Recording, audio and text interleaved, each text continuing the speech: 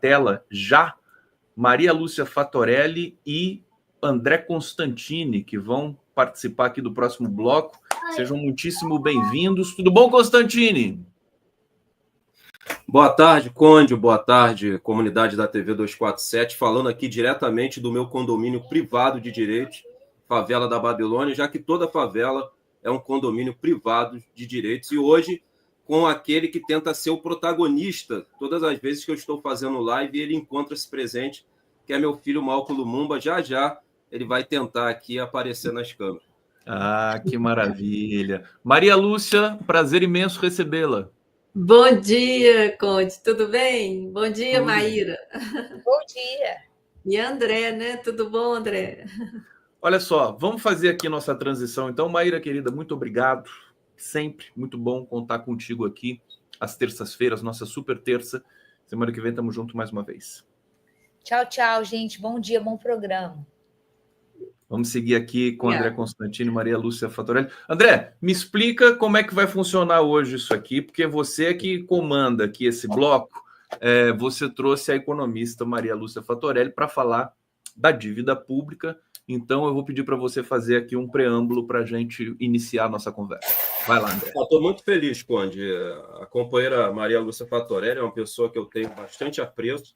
Ela que trava essa luta e essa batalha há longos anos aqui no Brasil, é coordenadora nacional do movimento Auditoria Cidadã da Dívida, essa que, na minha concepção e na minha opinião, é a luta central que a esquerda precisa travar aqui no Brasil. Nós precisamos realizar uma auditoria cidadã dessa dívida para saber, essa dívida está a serviço de quem? Quem são os favorecidos por essa dívida? Que usurpa, realiza um verdadeiro saque dos cofres públicos anualmente, né? Saindo aí dos cofres públicos cerca de 900 bilhões para a amortização dos juros da dívida e para o pagamento da dívida pública. Mas antes de fazer a primeira pergunta para a companheira Maria Lúcia Fatorelli, com quem eu tive o prazer de almoçar, né? Estive em Brasília recentemente, almoçamos juntos, né, companheira? Foi prazeroso a nossa conversa ali. Eu quero falar de uma notícia muito boa, Conde. No dia 22 agora de fevereiro, nós vamos inaugurar a Biblioteca Intifada, aqui na Favela da Babilônia. Uma biblioteca com uma literatura 100% árabe. E nós pretendemos, com esse espaço, realizar uma série de debates, cineclubes, né, para que nós possamos desconstruir as narrativas mentirosas que foram consolidadas ao longo das décadas através da propaganda do Ocidente em relação aos árabes, em especial aos palestinos, colocando os árabes como fundamentalistas religiosos, como bárbaros e como terroristas. E nós entendemos e compreendemos, se nós quisermos combater o genocídio palestino, nós temos que atuar também nesse campo pedagógico e ideológico para desconstruirmos, né, todo esse estereótipo que o Ocidente, através da sua propaganda massiva, construiu no imaginário de milhões de pessoas relacionado aos árabes. Então, estou muito feliz, quero aqui agradecer a todos os companheiros, né, que nos enviaram livros, né, quero agradecer aqui o irmão Said Tenório, da Ibraspa, eu quero agradecer aqui o irmão Iassé, do Movimento de Luta pela Libertação, Kassan Canafani, quero agradecer aqui o João, que é um comunista que tem um canal no YouTube, que também enviou livros para a biblioteca. Então, você que mora no Rio, você que é carioca, anota aí na sua agenda, dia 22 de fevereiro, às 17 horas, na Associação de Moradores da Babilônia, inauguração da Biblioteca Intifada. Eu conto com a presença de todos vocês. Agora vamos ao que interessa. Companheira Maria Lúcia, eu queria que você abordasse um tema que eu acho de bastante relevância, eu até comentei isso com o companheiro Conde no programa passado aqui no Giro das 11, que é a respeito, né, até anotei aqui, do PLP, Projeto de Lei Complementar, né, que foi elaborado aí pela Auditoria Cidadã da Dívida, né, com outros parceiros, e visa aí impor um limite às taxas abusivas de juros que são cobrados aqui no Brasil. E você, internauta que está nos acompanhando, você pode votar. Eu te enviei o link, tá, Conde? Depois, se você conseguir colocar no chat, para que os internautas possam votar, para que, através da pressão popular e da pressão social, através das redes, nós possamos transformar esse PLP em uma lei. Né? É muito emergencial que nós possamos com essa pressão popular e social, fazer com que o Congresso Burguês Brasileiro aprove essa PLP. Eu queria que você falasse dessa PLP, Maria Lúcia, que eu acho tão importante, já que na gestão do golpista Michel Temer, eles conseguiram instituir essa excrescência que só existe no Brasil, que é o teto de gastos, que infelizmente o governo Lula deu continuidade, né, com o arcabouço fiscal. Nós podemos também instituir, através do Congresso Burguês Brasileiro, um limite para os juros abusivos que é cobrados aqui no Brasil. Certo. Grata pela pergunta, André, e um prazer, Conde, ter esse espaço aqui para divulgar, né, essa luta, que a discussão dos juros ela é central nesse momento, não é? E se a gente tivesse um juro alto que incidisse sobre uma dívida que estivesse servindo para investimentos, ainda teria, sim, alguma explicação. Só que a dívida aqui no Brasil é o que a gente tem comprovado, não é? É um sistema. Tanto é que eu criei esse termo sistema da dívida exatamente para caracterizar o tipo de endividamento que existe no Brasil, que é um endividamento sem contrapartida em investimentos sociais ou investimentos produtivos. É uma dívida que serve a ela mesma. E é um sistema que interfere em todo o modelo econômico brasileiro. Interfere em tudo. Se a gente prestar atenção, né, por exemplo, em termos de rombo financeiro, metade do orçamento federal todo ano vai para juros e amortizações dessa dívida que só serve praticamente a ela mesma. Metade do orçamento? Metade praticamente, Conde. Todo ano a gente faz aquele gráfico em formato de pizza. É mais de 40% há mais de 20 anos que vai para juros e amortizações da dívida. E de tanto a gente falar que a dívida não tem contrapartida, lá em 2018, o então senador Álvaro Dias, que não é ninguém de esquerda, né? O Álvaro Dias provocou o Tribunal de Contas da União, desafiou o Tribunal de Contas da União para ver, peraí, esse pessoal da Auditoria Cidadã fica falando que não tem contrapartida e cobrou que o Tribunal de Contas comprovasse qual era a contrapartida dessa dívida. E qual foi o resultado? Eu vou até mostrar aqui, só um segundo. Ó, nessa cartilha aqui, que é a última cartilha que a Auditoria Cidadã publicou, ela está disponível gratuitamente no nosso site. Vocês podem lá baixar o PDF. E a gente está lançando também um curso para aprofundar esses estudos. Olha aqui o que o Tribunal de Contas revelou, Conde. Ó, tá aqui a tela. Não sei se vai dar para vocês enxergarem a tela aí, ó. Dá para ver, sim. Então, olha aqui o texto aqui desse lado, ó. No período de 2000 a 2017, então o período que o Tribunal de Contas olhou foram 18 anos, nenhuma, tá dando para ver a palavra aqui, ó? Nenhuma despesa orçamentária classificada como investimento foi custeada com recurso das fontes de emissão de títulos da dívida pública. Nenhuma despesa com investimento desse período aí, 18 anos.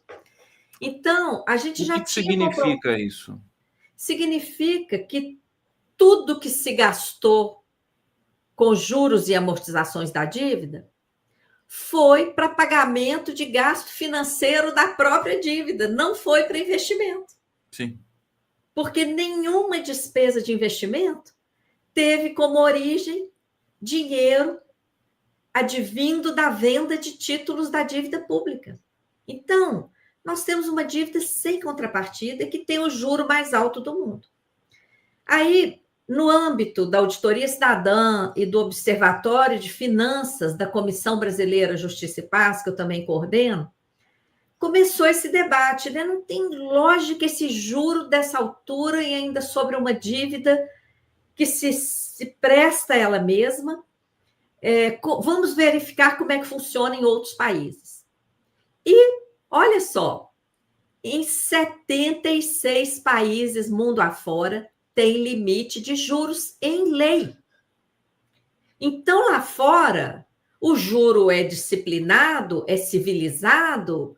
Não é porque os bancos lá no exterior funcionam de forma mais responsável, são mais conscientes. Nada disso. Lá tem lei. E se eles cobrarem juros acima do limite legal, é considerado usura da cadeia. Maria Lúcia, deixa só, primeiro eu vou passar para o Constantini. Antes de passar para o Constantini para desdobrar essa questão, é só manifestar uma percepção aqui. Quer dizer que é possível fazer um limite para os juros no Brasil, para que isso não seja tão distorcido assim como há 18 anos você mostrou aqui, historicamente. Isso é possível. É plenamente possível, Conde, e já existe em 76 países. Em 76 países, claro. Entendeu? Então, não é nenhuma excrescência. Porque quando a gente lançou como é que surgiu esse projeto de lei? Começou esse debate. Aqui no Brasil, quem é que define a taxa básica de juros? Legalmente, é o Banco Central. Ele se reúne lá no chamado Comitê de Política Monetária, Copom. A mídia só fala Copom, Copom, Copom. Tem muita gente que nem sabe que Copom é a própria diretoria do Banco Central. Não é nada mais do que a diretoria do Banco Central, que reúne, e essa reunião específica para debater os juros é do Comitê de Política Monetária. E com base em que eles tomam decisões? Com base nas impressões do mercado. Então, né, André, como a gente falava aqui, até quando a gente encontrou... quem define é o mercado. E que mercado é esse? São representantes de bancos, de financeiras, do FMI, são representantes do mercado financeiro, de quem ganha com juro alto. Só o mercado financeiro ganha com juro alto. A economia inteira perde. Constantini, você estava em Brasília, acho que semana passada, fazendo uma manifestação justamente para isso, né? Conta para a gente, e daí você já pode encaminhar para Maria Lúcia mais uma vez aqui. Sim, nós realizamos uma manifestação em frente ao Banco Central, porque estava ocorrendo ali a primeira reunião do Copom sobre a gestão do Galípolo, e nós já percebíamos, Conde, e tínhamos a total compreensão que o Galípolo ele seguiria à risca a política do seu antecessor, que foi o Campos Neto. Por que nós tínhamos essa percepção? Porque as 3 pessoas que o governo Lula indicou para compor o Copom, e a Maria Lúcia colocou muito bem, o Copom nada mais é que a direção do Banco Central, essas 3 pessoas votaram alinhados com Campos Neto. Então nós não tínhamos sombra de dúvidas que o Galípolo seguiria à risca a política do Campos Neto, seguindo à risca a política que favorece aos banqueiros, ao rentismo e ao sistema financeiro internacional. Nós tínhamos essa compreensão, por isso marcamos esse ato em frente ao Banco Central, protocolamos um documento digital, queremos protocolar impresso, mas eles não recebem mais, fazendo várias pontuações e ponderações, fazendo várias reivindicações junto ao Banco Central. Quero também afirmar que as nossas viagens pelos estados continuam, realizando as plenárias presenciais, para que posterior nós possamos realizar uma plenária virtual, ampla e nacional, para tirarmos um calendário de luta, para que, através das ruas, nós possamos fazer esse enfrentamento. Já que, Conde, pela via das instituições burguesas, principalmente pela via do Congresso Burguês Brasileiro, essa luta é fadada ao fracasso, porque a maioria daqueles que compõem o Congresso Burguês Brasileiro estão trabalhando a serviço dos banqueiros, desse cartel de 5 bancos que mandam e desmandam nesse país, dos rentistas, que são os principais beneficiados com o aumento da taxa Selic. É bom pontuar isso aqui, companheira Maria Lúcia? A cada 1 ponto percentual de aumento da taxa Selic, você aumenta a dívida em 55 bilhões. Essa que é a grande realidade. Então, o aumento da taxa Selic está linkado diretamente ao aumento da dívida pública, e os beneficiados disso são os detentores privados dos títulos da dívida pública, esses vampiros, Conde, que não produzem nada para esse país. os banqueiros, os rentistas e o sistema financeiro internacional não produz nada, eles só sugam o sangue desse país. Tanto que o próprio mercado produtivo, né, através do presidente da Fiesp, deu uma declaração ao jornal O Globo, pontuando que a decisão do Campos Neto em manter a taxa Selic nas alturas era uma decisão política, e era mesmo, ele era um representante dos banqueiros, era um sabotador do país. Agora, nós temos que fazer essa pontuação aqui, Conde. Nós mudamos o presidente do Banco Central e ele mantém a mesma linha. Pelo contrário, ele aumentou ainda 1 ponto percentual a taxa Selic, e nós não podemos ficar em silêncio e nem ficar fazendo um marabalismo e um contorcionismo para justificar esse aumento de 1 ponto percentual que o Galípolo fez na direção do Banco Central. O que o governo costuma dizer. Maria Lúcia, eu vou passar para você. Só reforçando aqui, o que o governo está dizendo é que o Campos Neto deixou uma armadilha para o Galípolo. Agora, a gente, enfim, precisa também assumir as responsabilidades, né? Eu acho que a gente pode... Maria Lúcia, o que você poderia dizer para a gente sobre essa questão? Olha, com certeza o Campos Neto aproveitou o finalzinho da gestão dele, não é? Fez aquela farra lá com o dólar, rifou dezenas de bilhões de dólares de reserva no último mês e subiu os juros e deixou registrado em ata que, se mantivesse aquelas condições, que condições? De alta de inflação, segundo ele, de risco de não cumprimento do arcabouço fiscal, né, daquelas metas estabelecidas no arcabouço fiscal.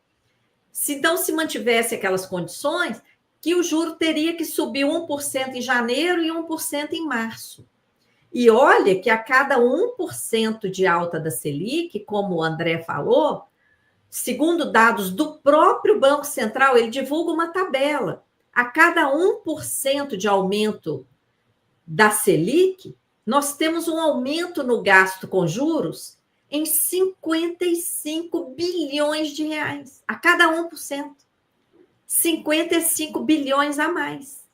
Então, como não tem dinheiro sobrando para pagar esses juros, o que acontece? O Tesouro vai lá, emite mais título para pagar esses juros. A dívida também, então, aumenta o gasto com juros e aumenta o estoque da dívida. A cada 1% de aumento da Selic, 55 bilhões. E não adianta, olha, o Galípolo teria, sim, condições de não cair nessa armadilha. Por quê? Primeiro, a meta do arcabouço fiscal foi cumprida em 2024. Lembra do último corte de gastos que o Haddad enviou ao Congresso? O pacote que foi aprovado, mexendo até no reajuste de salário mínimo e tudo mais. Sim. Então, o governo fez 2 coisas no final do ano. Cortou despesas referentes a 2024, mais do que já tinha cortado durante o ano, cortou, e ainda enviou um pacote. Então, não eram as mesmas condições. E também a inflação, por que a inflação tem subido? Por causa do aumento da gasolina, do diesel. E por que esses combustíveis estão subindo? Se o Brasil é praticamente autossuficiente. Segundo dados dos engenheiros da Petrobras, da AEPET. Por que esses combustíveis estão subindo? Para agradar as petroleiras estrangeiras que vendem gasolina e diesel aqui no Brasil. Só um comentário. A subida, Maria Lúcia, a subida dos combustíveis é a entrada do ICMS do Estado e mais uma outra questão, não é um ajuste da Petrobras, aí tem correlação com o preço internacional, né? Desculpa, só para situar aqui. Tem correlação com o preço internacional, Conde. É o seguinte, como o dólar, né? Lá fora, as petroleiras estrangeiras que vendem aqui no Brasil, que tem posto de gasolina aqui, a Shell, a Texaco, etc., que tem posto de gasolina aqui no Brasil, elas têm que trazer o petróleo de fora. Elas não usam petróleo da Petrobras. Elas importam. Elas trazem de fora. Então, o custo de importação das petroleiras estrangeiras que têm acesso ao varejo aqui no Brasil, o custo delas é elevado. Por quê? Elas trazem lá de fora, transportam e etc. O custo delas é muito mais elevado do que o da Petrobras. Então, para elas competirem com a Petrobras, é muito difícil. Só em determinadas condições muito favoráveis de câmbio e de preço lá fora, é que antigamente elas tinham como competir. O que na gestão de Bolsonaro, quando ele colocou, aliás, Bolsonaro não, Michel Temer, no golpista Michel Temer, quando ele colocou Pedro Parente para dirigir a Petrobras, houve a maior intervenção na companhia. Que intervenção?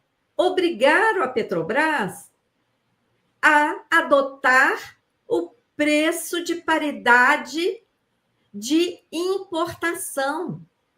Não é o preço internacional, não é o preço praticado lá fora, como muita gente se engana ao dizer. Ah, é paridade internacional, o petróleo é uma commodity. Não é nada disso. É o custo das petroleiras que atuam no Brasil.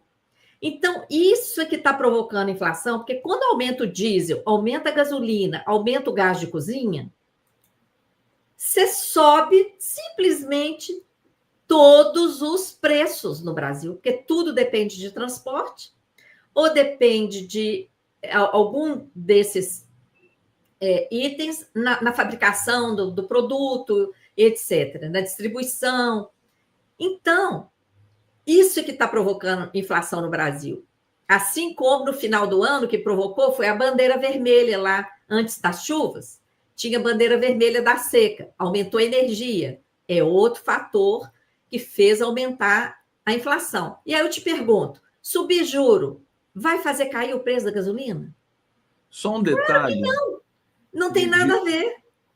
De hoje, o dado da inflação de janeiro veio 0,16, o que seria uma excelente notícia. O problema é o seguinte, se você está num patamar elevado, inflacionário, quando você tem menos inflação, mas de um patamar alto, né? Quer dizer, relativo, a gente continua assustado com os preços do supermercado, né, Maria Lúcia? Aí é outro ponto, é preço de alimentos. Por que preço de alimentos está subindo tanto no Brasil? Fator combustível influencia na distribuição, mas também erro de política agrícola e agrária no Brasil. O Brasil não fez reforma agrária, como os países avançados, todos fizeram. Alemanha, Estados Unidos, Inglaterra, todos fizeram reforma agrária. França, o Brasil não fez. E aí, o que acontece? O transporte de alimentos aqui é muito caro. Brasil é campeão de grãos e de proteína. O agro aí fazendo essa propaganda toda. E cadê o alimento na mesa do brasileiro? Entendeu? Isso é um erro de política agrícola e agrária que dá todo o benefício para o grande agronegócio de exportação e não cuida da agricultura familiar, da pequena agricultura, da agricultura solidária, que poderia existir ao redor de 100% dos municípios brasileiros, porque a gente tem um clima favorável de ponta a ponta do Brasil para produzir de tudo que a gente precisa. Deixa eu...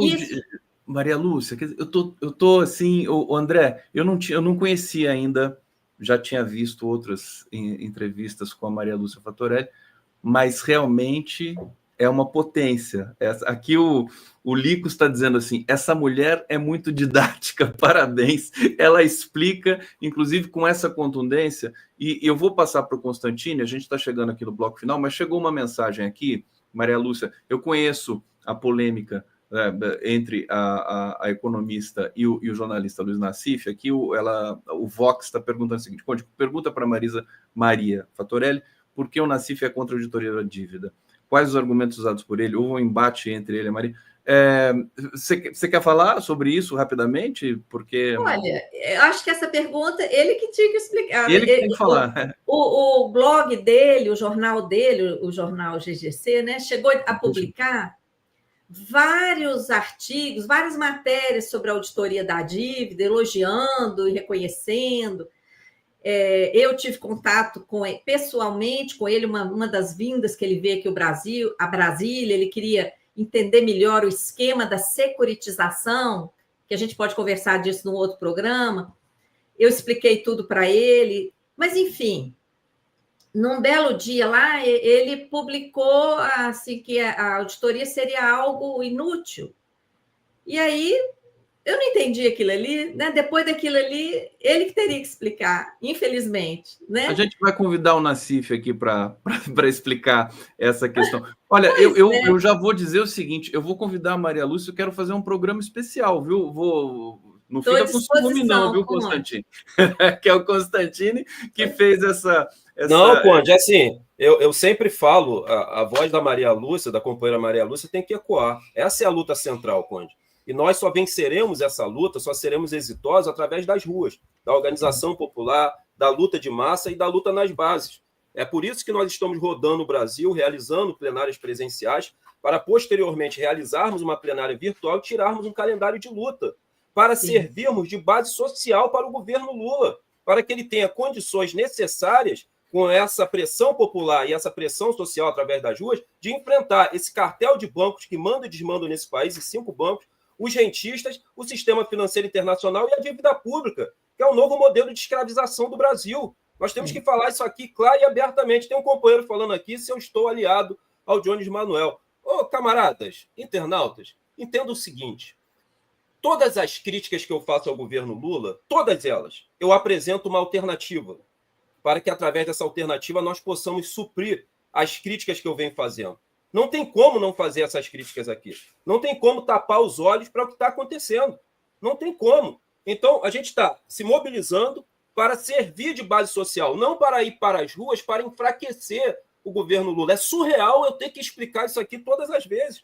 É surreal isso, mas eu tenho que explicar todas as vezes, porque tem pessoas me acusando, né, de fazer toda essa mobilização, que é sacrificante, que eu realizo vários sacrifícios, mas a revolução requer sacrifícios da minha pessoa, estou disposto a pagar, não estou reclamando, mas todas as vezes eu tenho que falar aqui que eu estou mobilizando a esquerda para irmos para as ruas, não para enfraquecer o governo, mas para servir de base social, para que ele faça esse enfrentamento e o Brasil não fique de joelhos diante do rentismo, dos banqueiros, do sistema financeiro internacional e da dívida pública. Por enquanto, o Brasil está de joelhos. Essa é a realidade. Constantini, se serve de consolo, eu também tenho que explicar às vezes por que a gente faz essa crítica, evidentemente que não é para destituir o governo, é para que o governo se aprimore, para que ele seja alertado de certas questões. Eu vou passar para a Maria Lúcia terminar esse bloco com um recado que você queira dar, Maria Lúcia, para a militância, para a comunidade aqui, o mais importante, no sentido, eu fico pensando aqui na sensibilidade do Fernando Haddad,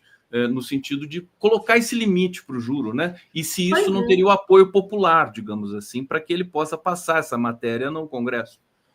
Com certeza. Olha, se o governo se empenhar, ele tem força, sim, para avançar. Por quê? Porque setores da elite econômica do Brasil estão empenhados em reduzir juros. O André citou aí o presidente da Fiesp. Essa semana está lá em destaque na revista Fórum, uma entrevista do presidente da Associação Brasileira de Desenvolvimento Industrial, falando que a indústria no Brasil está inviabilizada com juro alto, e está mesmo, porque o processo industrial é longo, até que você investe num produto, consegue produzir, distribuir, vender e receber, sem crédito a juro baixo, a indústria não sobrevive. E sem indústria, gente, a gente vai aprofundando esse modelo de primarização. É o país do agro, o país da mineração, derrubando as florestas, contaminando tudo. Então, tem que ter indústria, sim, para puxar a produção tecnológica, a demanda por educação de qualidade, formação. E mais, né? As famílias brasileiras Então, mais de 80% das famílias brasileiras estão endividadas. Sobe o juro, aumenta o desespero de todo mundo. As empresas que dependem... Olha que gracinha, quem está aqui. Olha que coisa linda. Que lindo. Maria Lúcia, deixa eu só fazer um adendo, que eu acho que é importante essa pontuação. Quando foi instituído no Brasil, através do Congresso Burguês Brasileiro, porque o Congresso Brasileiro é burguês, o Estado é burguês, as leis são burguesas, as instituições são burguesas, é importante fazer essa pontuação para que vocês entendam e compreendam, quando eu faço essa pontuação, se são burgueses, não são neutros. Eles trabalham para a manutenção do status quo e para a manutenção do sistema econômico vigente. Quando foi instituída essa excrescência que só existe no Brasil, que é o teto de gasto, que infelizmente o governo Lula deu continuidade com o arcabouço fiscal, ficou de fora do teto de gastos o recurso que sai do orçamento da União, que é quase 50%, que gira em torno aí, anualmente de 900 bilhões, né, ficou fora do teto de gasto. Esse recurso ficou fora. É importante fazer essa pontuação aqui. Sim, esses tetos, né, tanto o teto lá da Emenda Constitucional 95 como o teto do arcabouço, é só teto de gastos primários, que são os gastos com todos os serviços sociais prestados à população e gastos com a manutenção do Estado. O gasto financeiro, com o juro da dívida, que é onde está o rombo, né? Aliás, tem um artigo excelente do Paulo Clias, está na Outras Palavras, um rombo de 1 trilhão. Em 2024, o gasto com juro ficou próximo de 1 trilhão. Esse gasto, esse rombo, não entra no teto, não tem teto, não tem limite, não tem controle. É o que o mercado quer. E como é que é o que o mercado quer? Quando não tem dinheiro para pagar, o governo vai lá, emite mais título e paga. E o mercado compra esses títulos. Por quê? Paga o juro mais alto do mundo. E o mercado está vendo. O Brasil entregando Eletrobras, entregando setores da Petrobras, entregando estradas, praias, entregando tudo quanto há para pagar a tal da dívida, para pagar os juros da dívida. Então, os juros nunca ficam sem ser pagos. O sacrifício recai todo sobre as despesas primárias. Só para concluir, o limite do juro, que foi a primeira pergunta, eu comecei a explicar a conjuntura, né, a reunião que a gente fez para debater isso. Nós vimos que 76 países já têm limite de juro em lei, inclusive Estados Unidos, França, Inglaterra, Portugal, Espanha, tá? E limite de juro em lei é disciplina, claro. Tá? É necessário. Então, o PLP 104/2022 veio de uma mobilização social no âmbito não só da Auditoria Cidadã, mas também do Observatório de Finanças da CBJP e todas as demais entidades que o compõem, professoras e professores, etc. Essa proposta legislativa, a gente entregou à Comissão de Finanças, à Comissão de Legislação Participativa da Câmara dos Deputados, em uma reunião que foi considerada a reunião de maior presença dessa comissão. A proposta foi aprovada por unanimidade e virou projeto de lei. Então, é o PLP 104/2022, que está parado. Está parado, enquanto todos os setores da economia brasileira precisam de redução de juros, ainda mais nesse contexto de Banco Central independente, né, entre muitas aspas. Veja bem, esse projeto tem que andar. E como que ele vai andar? O povo precisa se manifestar. Não só nas mobilizações de rua que o André convoca e também a Auditoria Cidadã, mas tem lá uma enquete oficial na Câmara. Essa enquete oficial, todo mundo pode votar. Aliás, e esse link... Desculpa, pode completar, querida. Eu vou colocar o link. Esse link, a Auditoria Cidadã colocou no próprio site, porque para achar esse link no site da Câmara é muito difícil. Então, nós fizemos um card para facilitar, que aí a pessoa clica e já chega no site da Câmara para votar, dizendo se concorda ou discorda desse projeto de lei, não é? Eu estou aqui buscando o link, só um minutinho que eu vou achar aqui, colocar. Eu coloquei no bate-papo, tá, gente? Você colocou no chat, Conde. Eu coloquei no chat e depois eu vou colocar novamente aqui na tela. Agora eu vou demorar um tempinho para achar. Eu preciso finalizar esse bloco aqui. Agora, dizer o seguinte, né? Encantado aqui com a presença da Maria Lúcia Fatorelli. É o grande debate. O debate público com relação a juro, com relação à inflação, ele se fragmentou, né? As pessoas só falam de uma ou de outra coisa e a gente tem de voltar a fazer o debate estrutural de projeto de país, porque senão a coisa simplesmente não acontece, né, Maria Lúcia? Exato. Inflação, deixa eu trazer. Juro, câmbio e dívida. É uma coisa só. Mas, Maria Lúcia, isso é a política que foi instituída pelo governo Fernando Henrique, que o governo Lula deu continuidade, que é o famoso tripé macroeconômico. É disso que nós estamos falando. Que é esse tripé macroeconômico que rege a política econômica aqui no Brasil. O que muita gente me fala... Ele formalizou num decreto, o Fernando Henrique. Mas essa é a política desde o PAEG, desde o plano implantado em 1964 com a ditadura. Tá? E foi quando a dívida começou a explodir também. Mas a gente fala disso de outra hora. A gente fala em outro momento. Eu vou convidar... obrigado, Maria. Você é uma enciclopédia. Parabéns. Enciclopédia, hein? Olha só. Lynn Brown, estou vendo muita militância nessa discussão, o que é fantástico, porém pouca estratégia política de conduzi-la. É preciso observar o momento.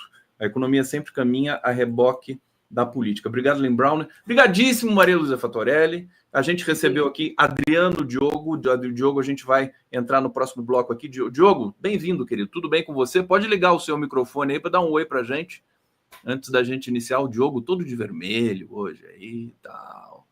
Cadê? Aí, Diogo. Oi, professora querida, professora Maria Lúcia, André Constantini, belíssima exposição. Aliás, Constantini e Diogo são compadres também nessa luta permanente, além agora, é claro, da nossa querida Maria Lúcia Fatorelli. Obrigado. André, só para encerrar, aproveitar que o Diogo está não é uma opção, é a única saída. Fala, Diogo, você quer dar um recado? Não, tinha um padre revolucionário aqui em São Paulo que era muito amigo do André, padre Ticão, que faleceu de Covid, era um grande admirador do Andrezinho aí. Só para fazer uma coisa afetiva com o André. André Constantini e Maria Lúcia Fatorelli, brigadíssimo. Até a próxima. Até a próxima. A Maria Lúcia eu vou convidar muito em breve para fazer um programa especial aqui com a gente. Obrigada, estou à disposição, Conde, e peço a todo mundo para acessar lá a nossa página auditoriacidadã.org.br e se inscrever para o nosso novo curso. Vai entrar no ar agora em março, tá? Maravilha. Um abraço, gratidão pela oportunidade. Ótimo dia para todo mundo.